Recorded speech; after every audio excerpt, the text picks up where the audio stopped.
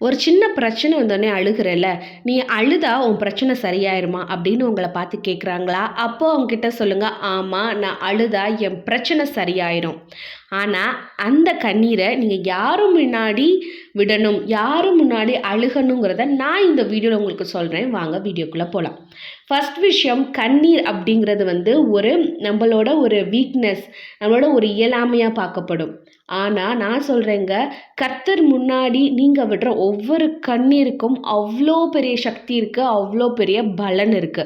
ஆனா, மனுஷன் முன்னாடி நீங்க போய் அழுதீங்கன்னு வைங்களேன், உங்கள பாவமா பார்ப்பான். ஆனா, அங்கிட்டு போயி ஒரு பிரச்சனை வந்த உடனே, அன்னைக்கு இவலாம் அழுதவன் தானேன்னு சொல்லி நம்மள பத்தியே குறை பேசுவான். ஆனா, ஏசப்பா அப்படி செய்ற தேவன் கிடையாது. அதுக்கு பதிலா அவர் நம்ம கண்ணீர ஒரு துருத்தியில வச்சு சேகரிச்சு வச்சிருக்கிறாராமா. நம்ம அழுகிறப்போ அப்போ அந்த கண்ணீரில் நம்ம இதயத்தில் என்ன ஃபீல் பண்ணுறோம் அப்படிங்கிறத புரிஞ்சுக்குவார்.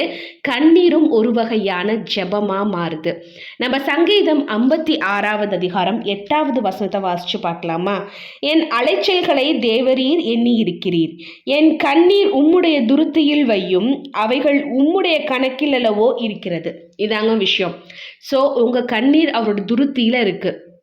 பைபிளில் அண்ணா அழுதாங்க. அழுக அழுக அப்படிங்கிற கண்ணீர் என்ற விதையை போடுறாங்க. அதில் வளர்ந்தவர் தான் சாமுவேல். தாவீதோட கண்ணீர் தான் நமக்கு இன்னைக்கு ஆராதனை பாடல்களாக மாறியிருக்கு. எரேமியான்ற தீர்க்கதரிசியோட கண்ணீர் பிதா அப்பாவை இஸ்ரவேல் மக்களோட அக்கிரமத்துக்கு எதிராக கோபமாய் வந்துச்சு. ஏசப்பா லாசரோட அந்த கல்றையில் அழுதப்போ அப்போ லாசர் வெளியே வந்தார். இதுதான் நம்ம கண்ணீரோட பவர். நான் சொல்கிறேங்க, இன்னைக்கு உங்கள் கண்ணீரோட வேல்யூ வந்து தோல்வி கிடையாது, அது வந்து சக்ஸஸ்க்கான ஒரு வழி.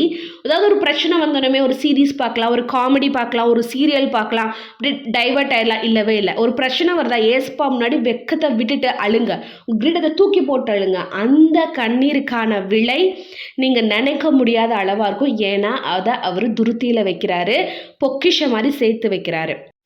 ஓகே, அப்போ அழுகலாமா? எப்போ பார்த்தாலும் இப்போ ப்ரேயரில் அழுகணும்னு இல்லைங்க. அண்ணாள் எப்படி அழுது முடிச்சிட்டதுக்கப்புறம் அவங்க என்ன பண்ணாங்கன்னா சந்தோஷமாக, அதுக்கப்புறம் அவங்க அழுததான் நம்ம பைபிளில் படிக்கல. அதே மாதிரி நீங்கள் அழுது உங்கள் பிரச்சனைகளை கர்த்தர்கிட்ட கொடுத்ததுக்கப்புறம் அந்த பிரச்சனையை குறித்து நீங்கள் கவலைவே படாதீங்க. கண்டிப்பாக கர்த்தர் உங்களோட கண்ணீருக்கான பதிலை கண்டிப்பாக கொடுப்பாரு. அவர் உண்மையுள்ள தேவனாக இருக்கிறாரு. உங்களுக்கு இந்த வீடியோ பிரயோஜனமாக இருந்துச்சு அப்படின்னா ஒரு ஆமேன் எனக்கு சொல்லுங்கள் கமெண்ட்ஸில். இந்த வீடியோ லைக் பண்ணுங்கள். இது யாருக்கு தேவைன்னு நீங்கள் நினைக்கிறீங்களோ அதை அவங்க கூட ஷேர் பண்ணுங்கள். God bless you.